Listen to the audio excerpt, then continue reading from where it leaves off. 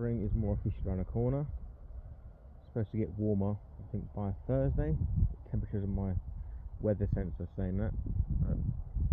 Even that's not official because we'll get another dip the following week. But yeah, so I'm looking at moving some Gunnera. So these little spaces here, one to into these spaces here. So these grasses will need to come out. This tree will need to come out. They're like a tire pot, so they shouldn't be too difficult to come out. So it'll be nice. On the back there, obviously these palms won't be here. This will be open. So you have big leaves spanning all the way across that gap. So you've got loads of space to come out. So yeah. Miscanthus giganticus, or gigantea, and Miscanthus Goliath. These apparently go really tall. They'd be nice to relocate somewhere else anyways. Already got in the front garden, I've seen a few spaces. Yeah. This is the front garden. As you can see, it's very full.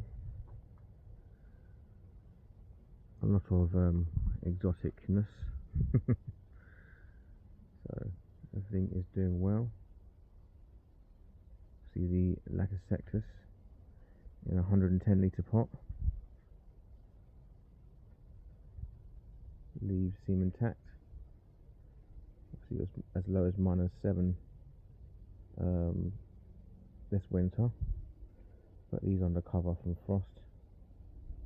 So these aren't so bad. So as we go through here, so this is where the Gunneras are. This is one I dug out yesterday evening. So I've still got one there. Still got one there. And obviously you can see the hole I dug to get this one out.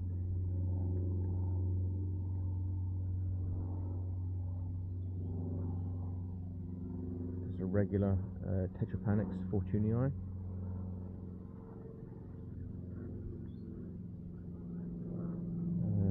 Over here I've got a Trechocarpus tessan. Apparently a slightly thicker trunk than the regular Fortunii.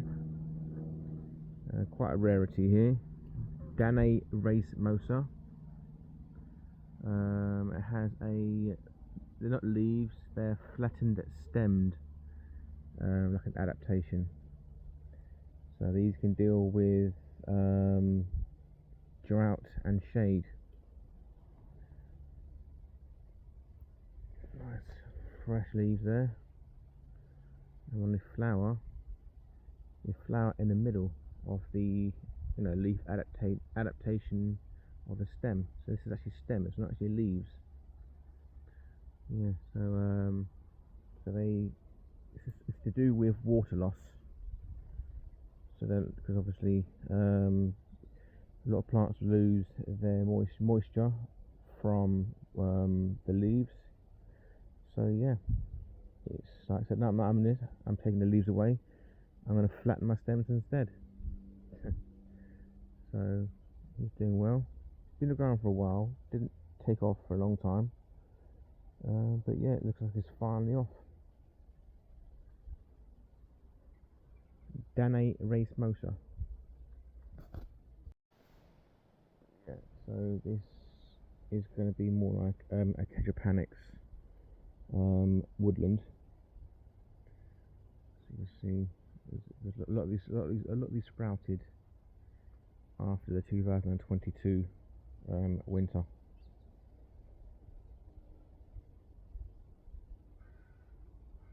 So yeah.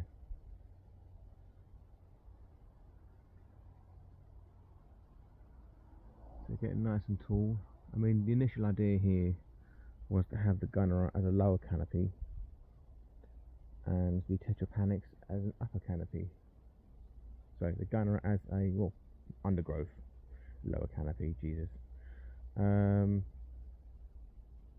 Yes, but as digging through the Gunnera, getting the Gunnera pot out of the ground.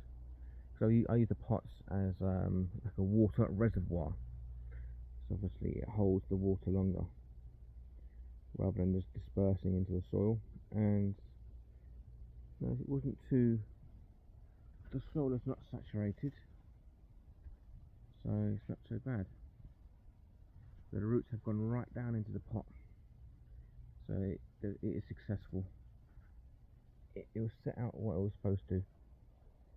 And obviously in the winter I didn't have, in the summer I don't actually have to water these this often. But then again, that could be partially because they are or were in partial shade under the massive tetrapanix leaves. So yeah, so they're going to move from here to where you see I showed previously, right at the back of the garden, in much more open space. And here I'm going to let the tetrapanix go as they want to grow, but I've also got some Trachycarpus precepts slash Fortunii, not Fortunii slash precepts, the other way around. I got them from Jonathan Morgan. Quite a few nice seedlings. It'll take a few whiles till I can put them out here, but this space is reserved for them. Obviously, the Tetrapanix don't do too badly out here. They don't seem to mind the shade. As you can see, they're happy. At the moment, there's sun because obviously the Tetrapanix defoliated, but they grow fine all year round, including the Tessan. So it'd be nice to have some blue Trachycarpus leaves because the precepts slash Fortunii is predominantly more blue than the Fortunii cross precepts. So yeah, no idea how I'm going to get these around the back of the garden. Very heavy. I must have borrowed a sack barrow from work, and I've still got 2 more to take out. If I can take them out, just cover them fleece until I'm ready to be moved. Just protect them, and then we take them around the back. It'll be interesting how I take them through, but it needs to be done regardless. And where there's a will, there's a way.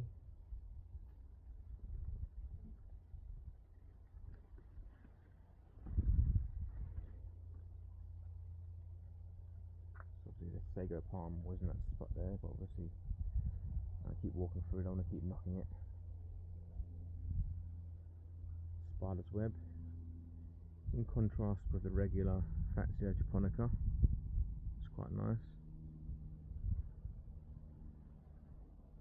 I've got some variegated butterbur to go into here. Got it from John Seaman from Facebook. He's in the group of UK exotics. So yeah,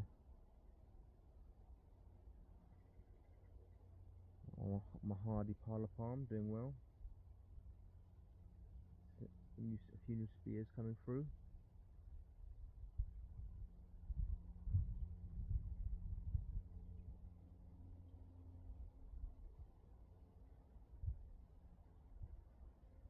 My Puntia humifuser, loving the sunlight. And yeah, it's one of the few hardy cacti.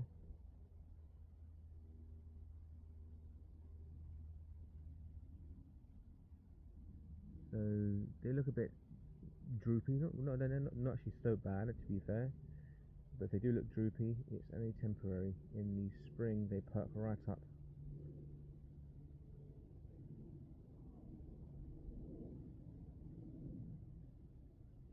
My butterbur, which I moved from the back, so far successful.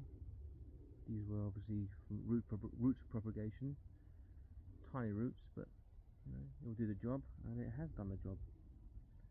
So I'm hoping they grow in between all these cracks all in the middle, including the never mind your business moss, another type of moss. So I'm hoping they all spread in between and just naturalises in between the natural slate.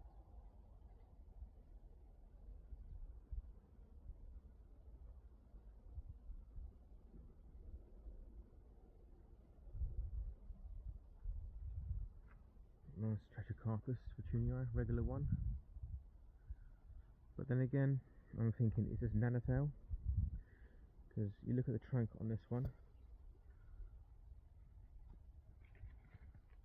nice and dense and thick, and then you compare it with a regular Petunii. Look at that. It's very distinguished. And I know, well, they say that nanotale is like Petunii on steroids. And there's another Petunii, this trunk there as well. Again, slightly different, same as that one. And then go back to this one. Yeah, a lot thicker. So it'll be interesting to see what people think. Let me know.